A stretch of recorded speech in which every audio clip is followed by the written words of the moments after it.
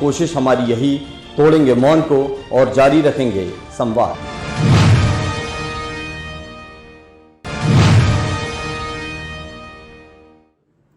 मां नर्मदा पे तो बहुत लोगों ने लिखा, बहुत लोगों ने कहा और चर्चा होती रहती है, मगर आपने शहर के कलाकारों को ये मौका दिया कि मां नर्मदा पे आप पेंटिंग बनाए और उसका महत्व को जाने और पढ़ें और उसका ज्ञान लें।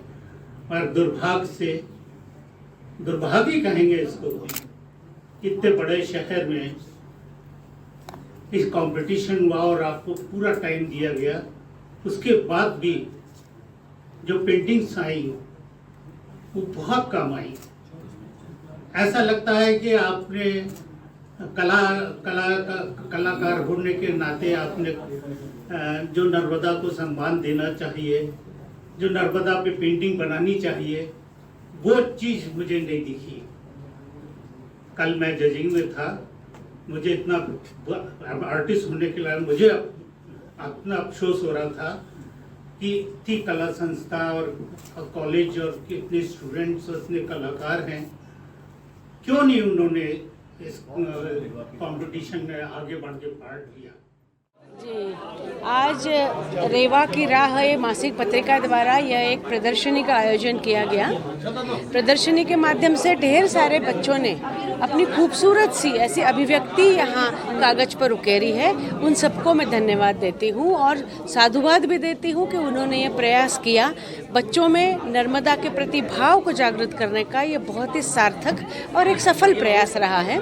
इतना ही नहीं, इस प्रदर्शनी के माध्यम से नर्मदा के बारे में बच्चों से चर्चा करना, उनके मन में आज के इस विज्ञान के युग में नर्मदा के जैसे नदी ये केवल नदी नहीं है, ये उनको समझाना और उसके प्रति लगाव को बढ़ाना, यह उद्देश्य भी इस कार्यक्रम का रहा है। इन सभी आयोजकों को इस सफल उद्देश्य के लिए मैं हार्दिक बधाई देती हूँ। नर्मदा जी पे आधारित कार्यक्रम था ये। रेवा की राह मासिक पत्रिका जो निकाली जाती है उसकी तरफ से चित्रकला प्रदर्शनी का आयोजन किया गया। यह आयोजन नर्मदा जी मेरी नज़र में इस विषय पे कार्यक्रम चित्रकला प्रदर्शनी का आयोजन किया गया था। इसमें शहर के अधिकतम बच्चों ने भाग लिया। कुछ बच्चों की पेंटिंग बहुत अच्छी आई हैं, उनको पुरस्कारित किया गया है। नर्मदा के ऊपर चित्रकला का उद्देश्य नर्मदा की जो संरक्षण, जो नर्मदा मैली हो रही है उससे संबंधित समस्याओं को दूर करना, यानी आप अपन नर्मदा जी को आप किस रूप में देखना चाह रहे हैं, उसके लिए हमने ये विषय रखा था कि नर्मदा मेरी नज़र में।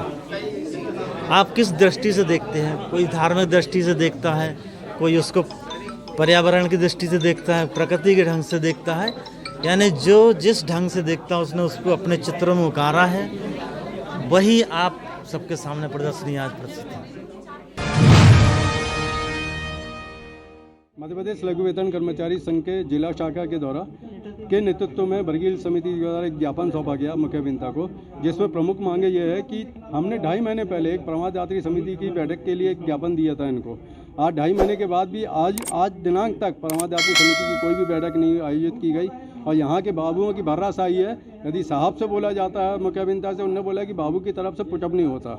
दूसरी मांगे यह है कि हमने 3 अगस्त को एक चिट्ठी दिया था कि 4th क्लास कर्मचारियों की डीपीसी के लिए हमको मुख्यमंत्री से मिलने की परमिशन चाहिए, पर यहाँ के बाबुओं के द्वारा एक गलत लेटर मुख्य अभियंता से साइन कराया जिसमें उप मुख्य सचिव बोला गया, जबकि उप मुख्य सचिव कोई भी नहीं होता, ना वल्लभ भवन में ना मंत्रालय में, जबकि एडिशनल चीफ सेक्रेटरी अपर मुख्य सचिव होता है। इसलिए हम चाहते कि जो बाबू ने यहाँ पर जो गलत साहब से साइन करवाए उन पर कार्रवाई हो, क्योंकि हम 7 दिन के अंदर कार्रवाई चाहते हैं, नहीं तो 7 दिन के बाद हम उग्र आंदोलन के लिए बाध्य हो जाएंगे। आज मध्य प्रदेश लघु वेतन कर्मचारी संघ जिला शाखा के नेतृत्व में आज इन्हें 6 सूत्री मांगों का ज्ञापन बरगी नगर बरगी हेल्थ के इन्हें कर्मचारियों जो पीड़ित हैं उन कर्मचारियों से संबंधित इन्हें मांगों को 6 सूत्री मांगों को लेकर के आज ज्ञापन सौंपा गया मुख्य अभियंता। पूर्व में भी मुख्य अभियंता महोदय को ज्ञापन सौंपा गया था जिसमें उनके द्वारा किसी प्रकार से कोई कार्रवाई नहीं की गई और अभी इस बार अगर से हमारे स्मरण पत्र जो दिया जा रहा है इस पर कार्रवाई नहीं की जाती तो उग्र आंदोलन होगा और जिन अधिकारियों द्वारा ने हमारे कर्मचारियों को प्रताड़ित किया जाता है उन कर्मचारियों के ऊपर हम सख्त कार्रवाई के लिए माननीय मुख्यमंत्री महोदय को कलेक्टर महोदय के नाम से हम ज्ञापन सौंपेंगे और जाकर के उनका घेराव करेंगे। अगर इसके बाद भी नहीं होता तो हम आकर के यहाँ काम बंद हड़ताल करेंगे और सभी पूरे ने जिला के समस्त पदाधिकारी यहाँ पर उपस्थित होकर के इसका प्रदर्शन करेंगे और जब तक हमारे कर्मचारियों की समस्याओं का निराकरण नहीं होता तब तक हम इन्हें यहाँ से उठेंगे नहीं। आज reach out reach beyond club के मेंबर्स ने डी स्टाफ के लोगों को असेंबली कंडक्ट करने के लिए प्रिपेयर कराया था और हर सैटरडे हम डी स्टाफ के मेंबर्स को एजुकेट कराते हैं, हम उन्हें पढ़ाते हैं। उन्हें अपना नाम और कुछ सेंटेंसेस ABCD वाल्स लिखना इंग्लिश में अभी तक सीख गए हैं और हम चाहते हैं कि वो और कॉन्फिडेंस से और आगे करें और हम लोग स्कूल में पढ़ते हैं तो उनका भी हक है कि वो भी एजुकेट होए और हम चाहते हैं कि हम और हेल्प करें लोगों को एजुकेट होने में। हम ब्लैक बॉम स्कूल पर बच्चों के साथ रहकर हमने बहुत कुछ ज्ञान लिया है जो कि हमें वो हर सैटरडे हमारी क्लास लेते हैं, जो हमें वो पढ़ाते हैं, उससे हमें बहुत ज्ञान मिलता है। वो हम अपने घर में जाके अपने बच्चों को ही शिक्षा देते हैं, यहाँ तक कि हम आजू बाजू अपनी लेडीज़ जो हैं उनको भी यह ज्ञान देते हैं। यही हमको बच्चों से लगाव होने के कारण यही सब प्राप्त हुआ है। कब सीखते रहे आप उनसे? हम लोग हर शनिवार के शनिवार बच्चा हमारी क्लास लेते हैं जिसमें हम लोग पढ़ाई करते हैं, उसमें हमको होमवर्क भी मिलता है जो हम होमवर्क करके लाते हैं। बच्चे हमारे हर शनिवार को क्लास लेते हैं, होमवर्क देते हैं तो हम करते हैं। बच्चों जो हमको पहले नहीं आता रहा वो अब बच्चों से सीखने के बाद हमें बहुत कुछ हमने सीख लिया और आगे भी हम आशा करते हैं कि बच्चे हमें अगर सिखाएंगे तो हम दिल से सीखेंगे और बच्चों को हम धन्यवाद करते हैं कि वो हमको शनिवार का 1 घंटे का टाइम देकर हमें पढ़ाते हैं। इन सब दीदियों ने हमारे साथ ये असेंबली करी, इन लोगों ने हमारे साथ बहुत सारा योगदान दिया इनने और हम लोग हर Saturday reach out reach beyond club में हम इनको पढ़ाते थे और इनकी वजह से हम लोग ने भी बहुत कुछ सीखा और आई एम वेरी प्राउड कि इन दीदियों ने आज असेंबली में ये सब करा और I would like to thank my whole school and my team members about this. और मैंने इन दीदियों के साथ भी रह के बहुत कुछ सीखा कि कैसे काम करते हैं। ये सारी दीदियाँ हमारे साथ बहुत टायरलेसली काम करते हैं और हम जो बोलते हैं पूरा कर देते हैं और मैं बहुत खुश हूँ कि हमने इनको ये सब पढ़ाया ताकि वो आगे जाके अपने बच्चों को भी ये सब दे सकें।